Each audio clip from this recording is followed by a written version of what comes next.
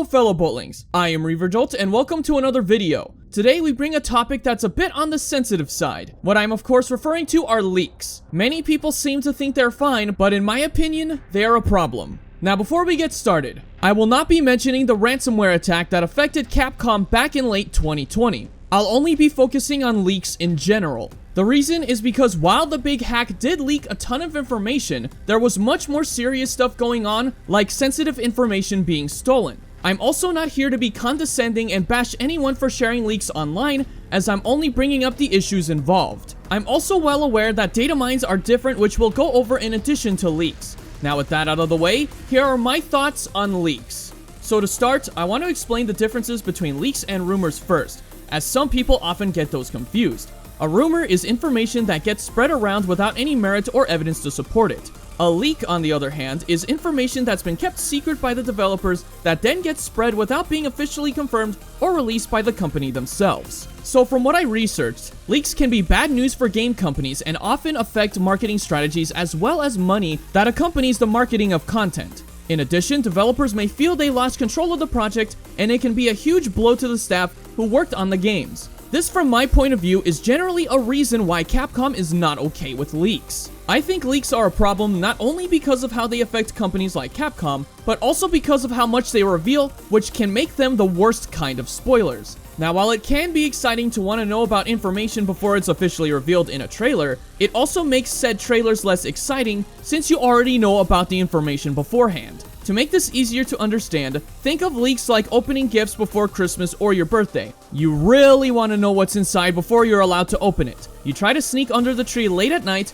to open your gift to see what's inside, then close it back up to open it in the morning. You then open it the following day and you're not as excited because you opened your gift earlier than you were supposed to. This is basically the same effect that leaks can have. You're essentially spoiling the surprise for yourself by trying to find out what's in the game through leaked information instead of waiting patiently for your gift. In this case, experiencing the latest update.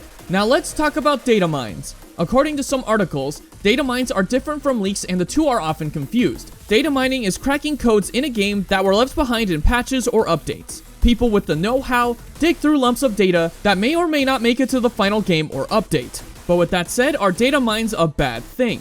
I'll say it depends on the situation, because if you find any information in files you dig up and share it online after the game gets released or an update comes out, that's fine. But if you share that information online before the game comes out or an update releases, that then becomes spoiler territory and is often treated as a leak because that information isn't officially out yet. However, when data miners dig up code, it's often data that's been scrapped from the game entirely. So what data miners share often have a 50-50 chance of making it into a title that gets released. This basically means that any information about such data should be taken with a grain of salt, but in my opinion, they should be avoided if you want to go spoiler-free, or in this case, leak-free, or data mine-free. So now begs the question, are leaks a bad thing? According to some people, it apparently depends on who you ask. But in my opinion, it's bad if you happen to be a person who doesn't want to know about the information beforehand. In other words, if you don't want to be spoiled at all. And since Capcom doesn't tolerate leaks, I would advise not sharing leaks online because they make it clear in their video policy that it's not okay to share information